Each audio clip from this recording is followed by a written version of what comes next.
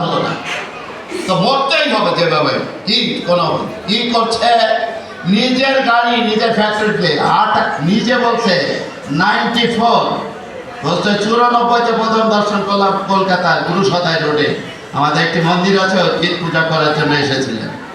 কেমন ধনী চিন্তা করুন, এই যে মায়াপুরে অদ্ভুত মন্দির হচ্ছে না, 700 কোটি ইন্ডিয়ান রুপিতে শুরু করে দিয়েছে।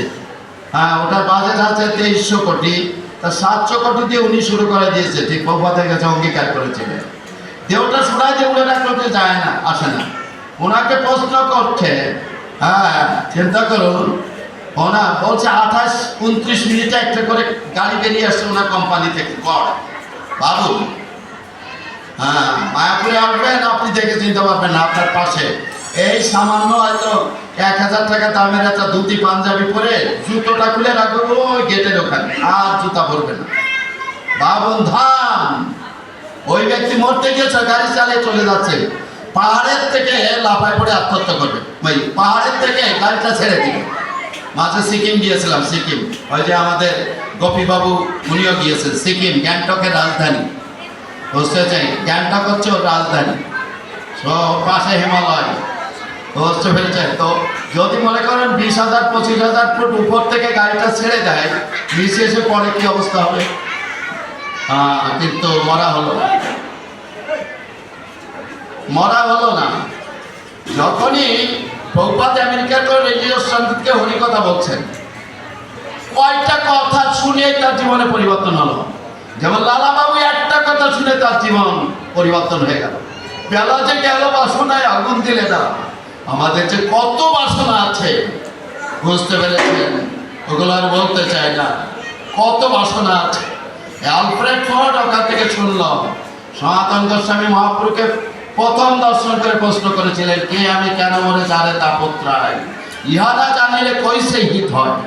দেখেন, একটা ছোট ছেলে, ও যখন স্যারের কাছে জিজ্ঞাসা করবে, স্যার আমি কে, 3টা অক্ষর, স্যার নাকি রেগে যাবে, তুমি জানো না আমি তোমার শিক্ষক স্যার। বাবার কাছে প্রশ্ন করলে, জানো না তোমার বাবা মার কাছে প্রশ্ন করলে, কিন্তু আমি কে আমরা জানি না, 3টি অক্ষর। প্রকৃতভাবে আমি দেহ নয়, আমি হচ্ছে আত্মা। এই জন্য জীব কৃষ্ণ নিত্য দাস ইহা বলে গেল। এইটাই জানতে হবে যে আমি কে, আমার যথার্থ পরিচয়। এটা একটা এই কাপড়, যেমন একটা নতুন জামা এখন পরেছি, কাল একটা পরবো। এই দেহ একটা পেয়েছি, আবার 60 বছর পরে, 70 বছর পরে আবার একটা দেহ পাবো, আবার কোনো মায়ের গর্ভে প্রবেশ করবো। এইটা বন্ধন, এইটা ছিন্ন করতে হবে, ওটাই বাধা দিয়ে দিতে হবে। আর জন্ম মৃত্যুর চক্রে আবর্তিত হওয়া যাবে না। তার জন্য হরিভজন করতে হবে একমাত্র, কোনো পন্থা কোনো ওয়ে নাই, একমাত্র ভগবত ভক্তি অনুশীলন। আলফ্রেড ফোর্ড কি করলো, ওখান থেকে আর মারা হলো না, ওই কথাগুলি শুধু শুনছে ভগবানের কাছ থেকে। আর আমি কে, আমি কোথা থেকে এসেছি, আমি দেহ নয়, আমি আত্মা, দুর্লভ মনুষ্য জীবনে আমার কি কর্তব্য, আর মারা হলো না। গাড়িটা একদম ইউটার্ন করে একদম পৌঁছেছে ওই রেডিও স্টেশন। দেখছে গৈরিক বসন পরিহিত 70 বছরের সন্ন্যাসী, হ্যাঁ, তিনি বসে হরিকথা বলছে। সাংবাদিককে প্রশ্ন করছে, আরে পৃথিবীর সেরা ধনী আপনি, এখানে কি আর কি জন্য এসেছেন এই সাধুদের মধ্যে? প্রশ্ন করছে ওনার কাছে, কিচ্ছু বলছে না।